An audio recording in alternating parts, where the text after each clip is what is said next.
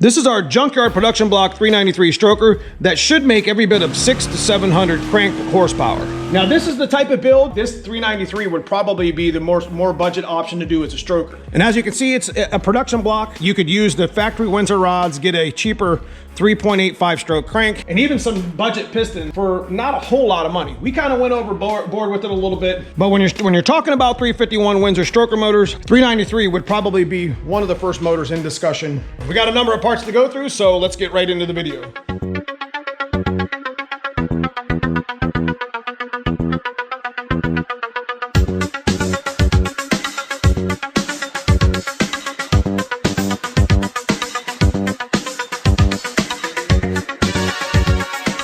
We had it built with Dave Dalk over at Dalk Performance Racing Engines. As you guys know here on the channel, the mad scientist. We're a little bit behind getting the engine into the car because we've been racing this past couple weeks. Today, with an array of parts, with any luck, we'll be able to get the engine locked in. We'll be able to get the transmission bolted up for the most part with the drive shaft and, you know, half off the stands if that be the case. But Cousin Paul and I have a lot of work to do. We got things already kind of set up in here as it was just a hot swap when we pulled the 387 out. This motor's already been primed, already been timed, and we got to put the front accessories on it, but that's something that I can work on my own. With Cousin Paul's help, it'll be a lot easier to get the motor set in there and bolted in. And some of the driveline put in that we need to get. If you remember, we were going to stick a different hat on. It was like a taller hat. I think this one will clear the hood just fine. This is one of the Holley EFI ones. The nice thing is it's got all the vacuum ports that I'm going to need for like the boost and the vacuum for the car, for the brakes and all the other accessories. Now this is the old intake that we used to run, the Box R, and it also was pretty tall. It had 80-pound injectors in it. We're gonna go ahead and get the injectors out, and we're gonna just test them real quick with our testers, clean them out with some carb cleaner and just send it, you know what I mean? This car should make every bit of about 500 wheel, which is our goal, and have a little bit of fun on the street. Now, a lot of you folks can relate to this car on the channel, as this has been through a number of engine and transmission combos, but this is just our street car. You know, this is the car that we're gonna have a lot of fun in here in 2025 when we're not racing with the white car. Unfortunately, our 387 took a crap on us last year, and you know, we needed to get another motor in. Full weight car, probably weighs 3,500 pounds, and you know, when I'm talking about getting shit off the jack stands and having some fun with it, it's miles per gallon. It's always been that way, and this is no different. So, format of the video, we're gonna get the hood off and set over on this, off to the side for now. We'll get the engine on the engine hoist, then we'll get it up on the lift, where we're gonna start installing the McLeod clutch, flywheel combo, and the TKX and the drive shaft. We got a stock block flip piston build coming this year soon that Cousin Paul's gonna be doing with the Smurfit car in Sandy. But for now in this video, we're gonna get this Junkyard 351 Windsor stroker block ready to go. So one of the things we did with the video with the rack clearance is some of these oil pans, you know, we put offset bushings, and I wanted to mention this real quick with 351 Windsors because they might have a little bit of a hood clearance issue. So what we did was we did the offset bushings on the rack, but we also run spacers. And with the new pan, you know, the old pan was a pile of shit. But that's one of the issues you have with the 351 Windsors is you have a little bit of a hood clearance problem. You know, usually you run a carburetor, you don't have a problem with it. That's why we wanted to run a little bit of a, like a carb style intake, because it's going to be better for this engine combo. Plus it's going to give us a little hood clearance. And it's going to look pretty cool. It's going to be different. Give me fuel, give me fire, give me that on Chinese side.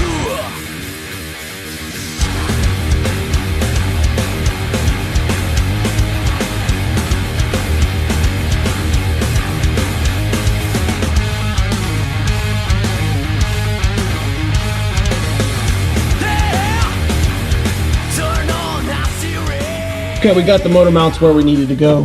These are the drop mounts, the 351 drop mounts. You're definitely gonna wanna run these with the 351 Windsor. We got them all lined up. We'll torque them in when we get under the car more. We got some good threads on them. I'm really kind of glad that Cousin Paul and I didn't take one of the washers out. You can see how close the oil pan came to the rack.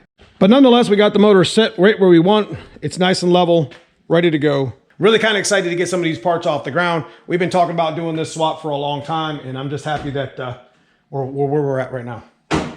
Just to get an idea of what the actual mock fit of this intake is compared to the hood. And we're gonna set the hood down and see how close. I mean, I know it's gonna be a little bit different, but it's gonna be really close. How much of a difference that makes with the Anderson power pipe.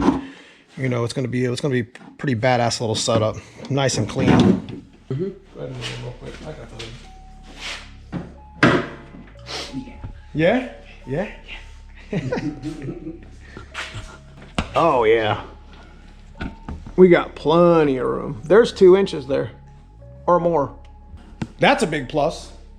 All right, now it's time to get the car up on the lift, which is where we're gonna start doing the stuff underneath. With the flywheel, we're gonna go through the clutch kit. This is a clutch kit that I run on my cars. We've made 1,000 crank on these for years. It's got flair to it, just like an adjustable clutch. This is a really good clutch off the shelf that can save you a little bit of money.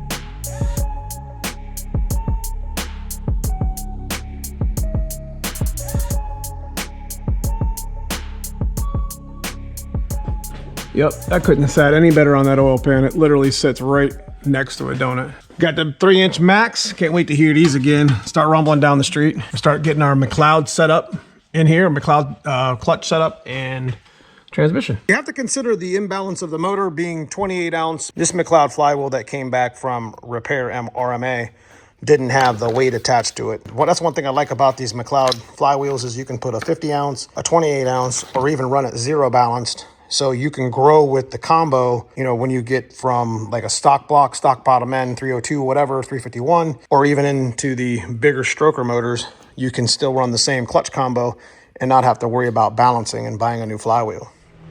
We're moving right along. Won't take too long to get this set up. We'll kind of keep that off the camera, get this whole Driveline pretty much squared away, so we can get back into the engine progress. When you get this little plate on here, you got to line it up, and look, these shims were ready to just start coming off when I started tapping on it, but these were 35 thou thick. That might help somebody when installing their McLeod, because I definitely had them all fall on the ground once and went to Kentucky to race, and damn clutch didn't work.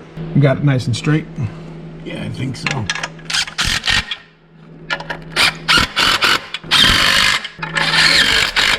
Okay, you should be good.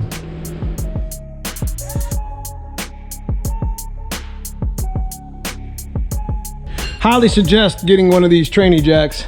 And we did our little trick with the fork where we actually compressed the clutch and engaged the clutch, shimmied the transmission around, and it fell right into place. I did a whole video on that, and that's probably one of the oldest stick shift tricks in the game right there, baby. So now we're gonna go ahead and get our Stifler's cross member. We run the Stifler's cross member with the spacer and call it a video.